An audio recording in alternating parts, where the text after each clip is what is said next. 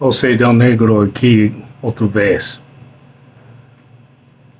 In the following video, what you're going to see is two guys on a motorcycle that are holding people up. In Marikina, I think, Marikina, in Metro Manila.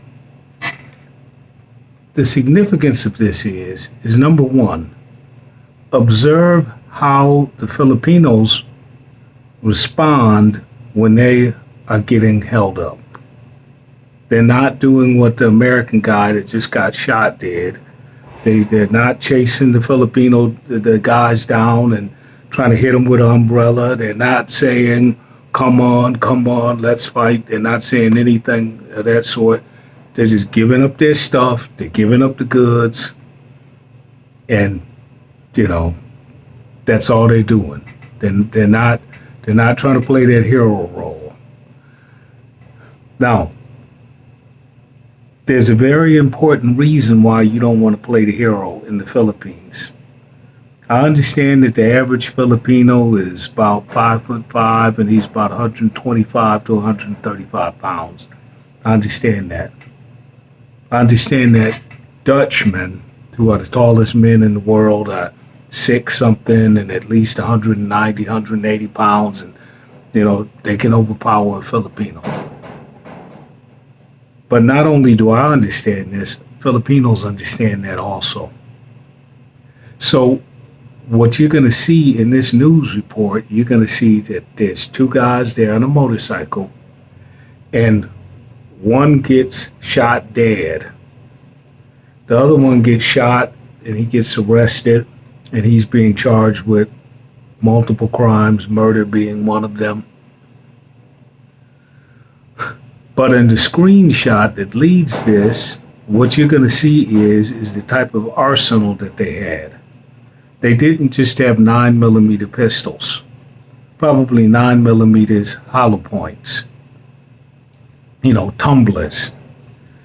And the way you know that they're using tumblers is because, remember last week, the American guy, he got shot here in the shoulder. It tumbled all the way through his insides and came out here in his cheek. Okay, that's a tumbler. You can do that with a hollow point, or a 22 will do the same thing. A low caliber, fast bullet will tumble also. Then a tumbler is designed to tear you up. So they're not trying to wound you.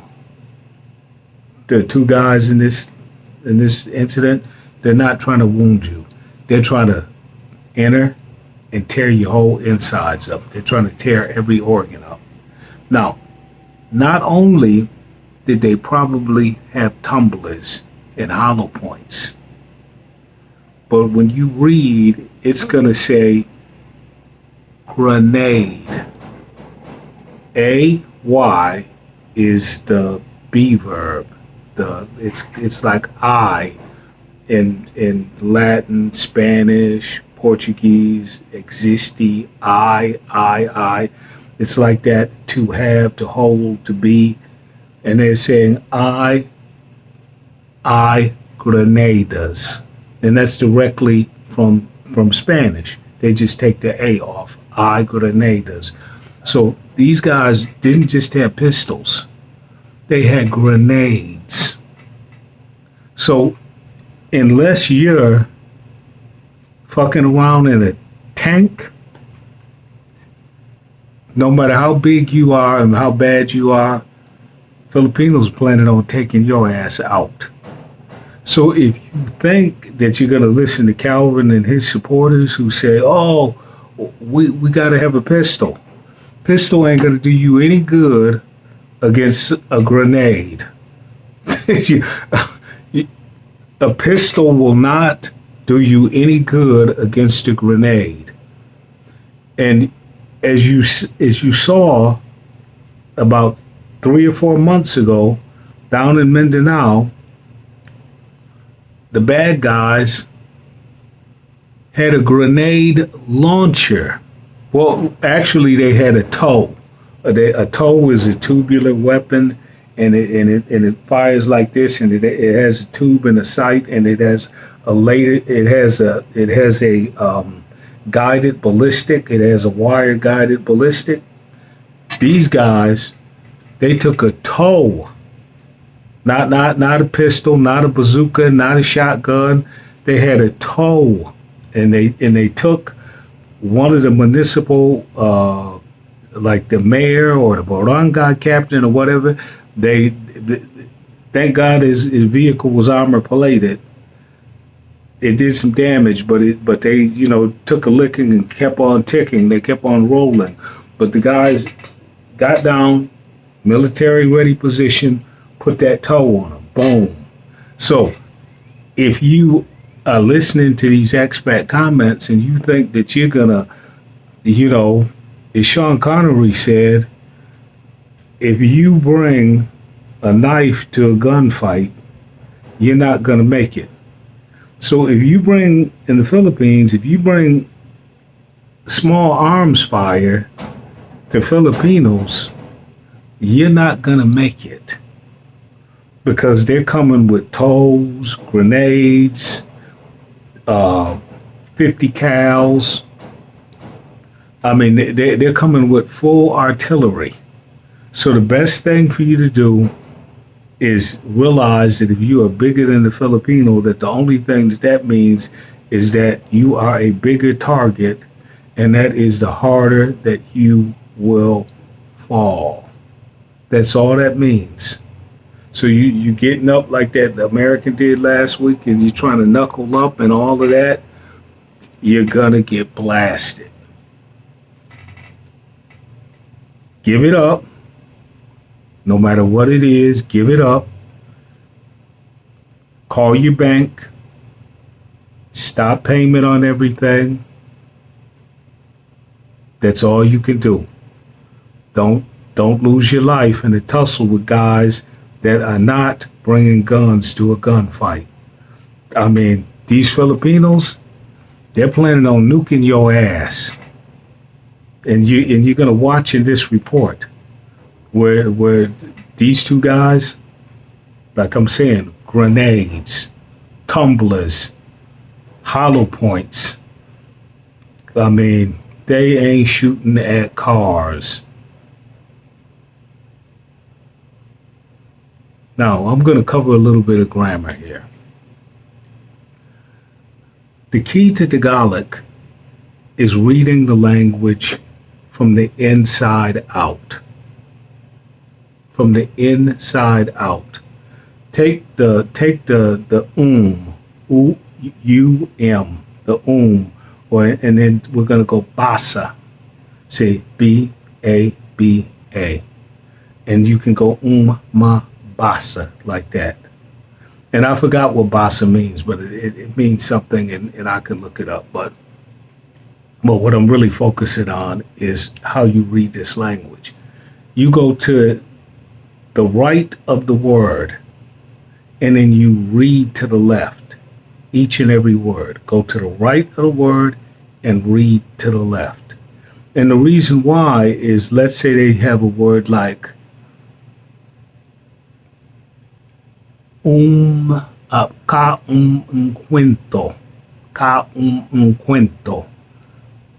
So with Spanish, you know that's just encounter, or that's just story. It's just story. Encuentro, a story. Somebody is telling somebody something.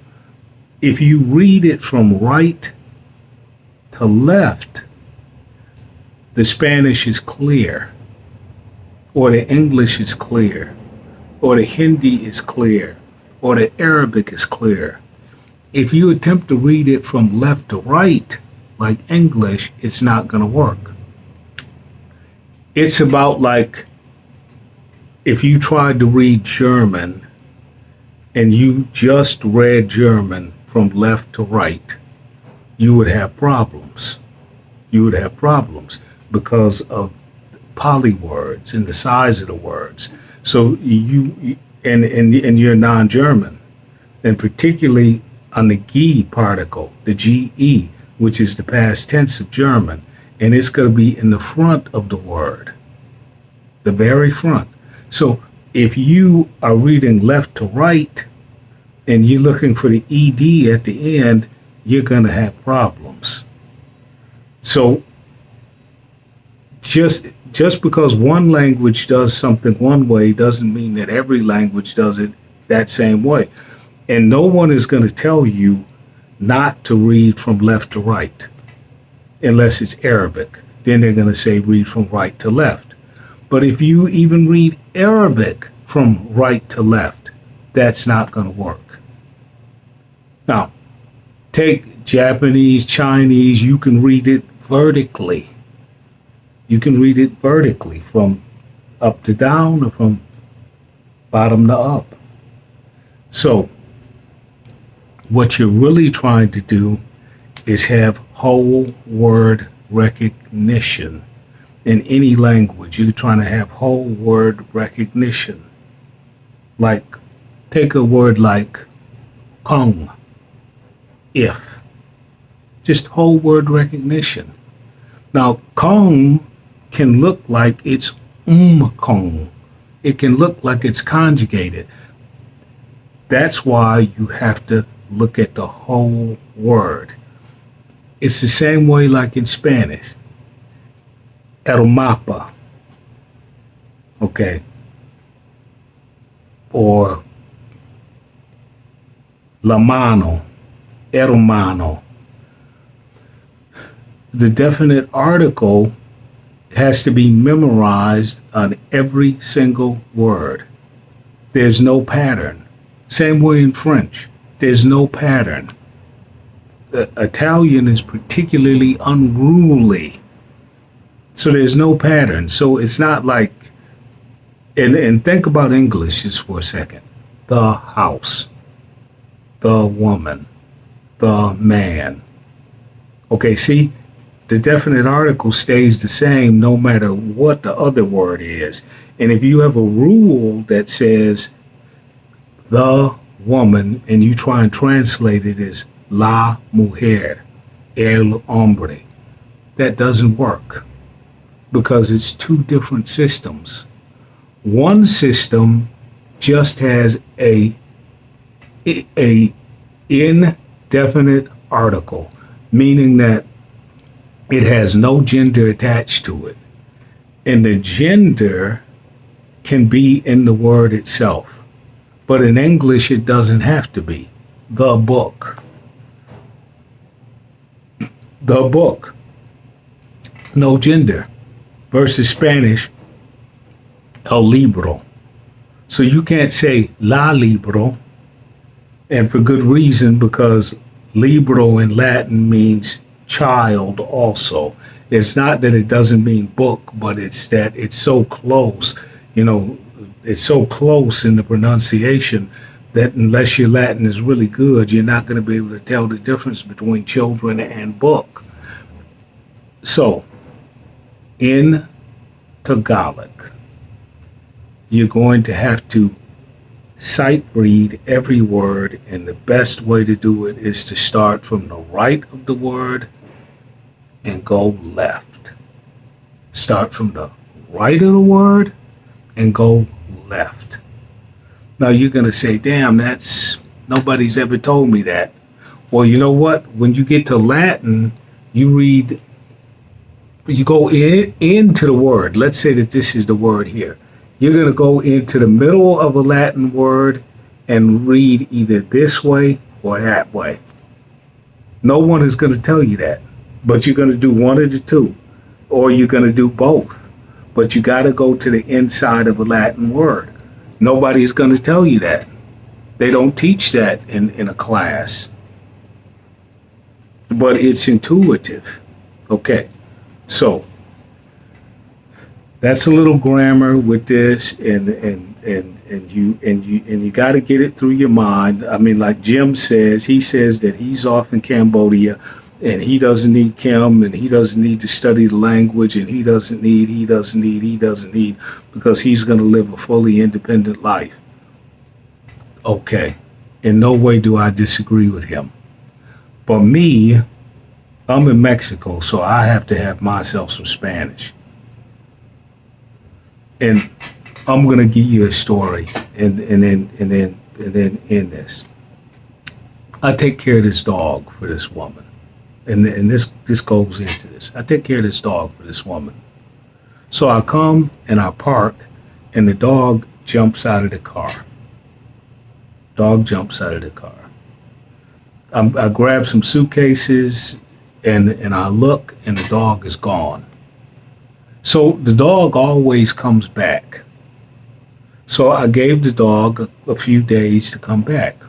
About, usually they'll come back within 7 days. Well, right around the 7th day, the woman comes and knocks on the door. Wakes me up. Where's the dog? Now, before this occurred, I called over to her place and I said, hey, go grab this air conditioner that's next door to you, and I'm going to pay for the air conditioner for you. So that was $80. So I was already preconditioning her in case she had pain and suffering, and I was going to cover her loss. Well, she was crying and saying that the dog was dead. And I said, no, the dog is not dead, because I've been looking all around for the dog. And if the dog was dead, I would have seen the dog dead by now. And I knew exactly the area where the dog and I had walked, and this and that and all this. So I knew exactly the area that the dog would stay in. So I told her, I said, look, this is what I'm going to do. The dog is probably with a child, and the child really likes the dog now and is attached to the dog. So therefore, what I'm going to do is I'm going to give $200 to whoever has the dog and returns the dog. Okay. Now they come and they put the whole thing on Facebook, telephone number, this, that, and all that. But before anyone calls them, they look on Facebook, her and her friend, and anyone calls them, they look on Facebook, and they find out that someone is saying, hey, come and get your dog. Really nice dog, come and get it. No reward, no nothing, just come and get the dog. So now the lady tells me that she wants the money to pay the people for the dog. So I told her that I'm going to pay the $200 to the person in exchange for the dog. That person. Hold on. Okay, the cable guy was here. Finally, I figured out how to get the internet in Mexico. Took me like 3 years to figure it out. I'm not smart like the rest of you folks, but, finally I figured it out. Well, actually, the internet salesperson told me what to do. And let's go back to this story. The lady and the dog. Okay, so now I call over there, and the dog is with her. And she says, you know what? She says, you know what? I need the $200 to pay the reward. Now the instructions is that I'm going to give the person who has the dog the $200 for the dog. Those were the instructions. Not you get the dog and then you take the money to the people, because I already know this lady. I already know how she is. And like one time she already gaffled me. And I wanted to keep a good relationship with her, so I didn't want to give her an opportunity to gaffle me again. But obviously, she was hanging out with her little buddy, and her little buddy is nefarious, and her little buddy's name is Lucy, and I call her little buddy Lucifer, because the little Lucifer chick is fairly nefarious. Okay. So now, today, I'm going to take the 3,200 pesos over to this lady. I know that the only reason she wants this, she got the dog back for free. but she wants the money anyway because she assumes that she's went through some pain and suffering. And what I was going to do was I was going to give $100 to the person that found the dog, and I was going to give her $100, and I was going to, out of her $100, I was going to buy a dog crate, so that in case I have to take care of the dog or transport the dog, or she has to take the dog to Monterey or anything of that sort, now the dog is going to be secure. Now she just gets the $200. That's it. That's it. And then what other arrangement we had, that's gone. So what she basically got was $138 per month from me. That's what she basically got. You know, now I'm going to recover the $200 in 6 weeks. But after I recover the $200, and so let's put it to 7 weeks because of the air conditioner. But when I recover the $200, then $280, that's the end of my relationship with her, because this is twice. Now, this goes to the nature of language. If I could not read Spanish, speak Spanish, anything of that sort, then I wouldn't know what she's doing to me. Now I know exactly what's going on. And so I can't say that she's scamming me. She's not scamming me. She's just trying to take advantage of me sentimentally. She's not manipulating me linguistically. She's taking advantage of me sentimentally because we've known each other for 7 years. But we won't get to know each other for 7 more years, because the next time she's going to take advantage of me even worse, sentimentally. Okay, watch what's going on with this holdup. Realize that in the Philippines, you're outnumbered and you're outgunned. That they have grenades, tows, rocket launchers. Also, realize that if you can't speak the language, you're going to think that everyone is scamming you. Like in this particular case with the lady and the dog, I'm not alleging that she's scamming me. I am saying that she is taking advantage of me and tugging on my heartstrings. She's taking advantage of me for sentimental reasons. It's not a language problem. And maybe she well deserves more money from me. She probably deserves every penny that I've got. She's that sweet of a person. But, how can I have nothing and she has everything and she gives me nothing? Then she's got something, but I have nothing. I can't live on nothing. I understand that she can't live on nothing also. And maybe I haven't provided as much as she wants. Maybe $138 per month is not enough.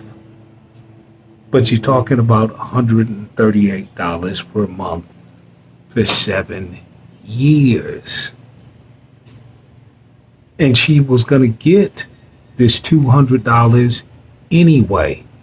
The only thing it would have cost her was the dog crate. That was the only thing, and she needed the dog crate. So now I'm not going to take care of the dog anymore. And she never mentioned, hey, you know what? You took care of the dog for me for 3 years whenever I went to Monterey. You watched it, you bought it food, you took it water, you bought it a leash, you took good care of the dog for 3 years. None of that factored in. Okay, I'm going to end this video. Now I know it's long, but read Tagalog from the right of the word and go left. And then look for the Malay component of the word. Like particle. It's going to be called a particle. It's going to be called a postfix, infix, and then in some cases you're going to have, like in English, a postfix. But the postfix is easy to deal with. The infix is difficult to deal with. The particle, because that absolutely changes the pronunciation of the word. Like trabajo. Now, if you take trabajo and you put that particle in it, it's not going to sound like trabajo in Latin and in Spanish. It's going to have an entirely different sound. It's going to be practically unrecognizable. Well, ciao. Do not attempt to bring a pistol and try to deal with these Filipinos, because they got tow rocket launchers, they got grenades, they got tumblers, and they're coming at you not in onesies and twosies. They're coming at you with the full force. You're not going to make it. You're not going to survive a shootout. Put your hands up where they can be visibly seen, just like you see Filipinos doing in this video, and give it up. Live for another day. Not live to fight another day. Live for another day. You're not going to defeat these Filipinos in their own country. Pulis ang dalawang hold-upper sa Makati City. Isang patay habang sugatan ang kasabwat niya. Nagbabalik si Ninaong Pauco, exclusive. July 10 nang dumating ang isang lalaking nakapayong sa labas ng isang bahay sa Makati City pasado alas 6 ng gabi. Kumatok ang lalaki sa pinto at habang naghihintay, may nakakapoting riding in tandem na humito sa tapat nito. Bumaba ang angkas at lumapit sa lalaki. Agad na may hinablot mula sa batok ng lalaki na nudok ng baril. Kaya napaatras din ang biktima. Dito na humarurot palayo ang riding in tandem. Sinundan pa ng biktima ang mga kawatan pero hindi niya na ito naabutan. Hindi pa natapos dyan ang tandem na suspect. Dahil bandang alas 8 ng gabi nung araw ding yun, niloban naman nila ang isang cafe at hinold up ang mga customer. Sa takot, napayuko na lang ang iba. Pinagkukuha ng dalawang ilang gamit na mga customer. Sa backtracking, nakita una na pala nilang hinarangan at hinold up ang isang rider. Natumba pa nga ang rider nang mapigilan ito ng isa sa mga suspect. Itong nakarang buwan lang, isang rider din ang nabiktima ng notorious partners in crime. Tinutukan nila ng baril ang biktima habang pilit nilang kinukuha ang bag nito. Nang makatakas ang mga suspect, hinabol pa ito ng biktima at ilang residente pero hindi na rin naabutan. Marami na po itong mga nabiktima din po sa area, and ang isa sa gawa niya nga po nila is kung meron po silang makita mga individual na may mga alahas po, ay yun po, kinukuha po nila ito. Pero ang mga pagnanakaw nilang yan may hangganan din. Dahil nito lamang Lunes, nasawi ang isa sa hold-upper na si alias Onyok matapos makainkwentro ang mga pulis. Sugatan naman ang angkas niyang si alias Kenneth at patuloy na ginagamot sa ospital dahil sa tama ng bala sa likod.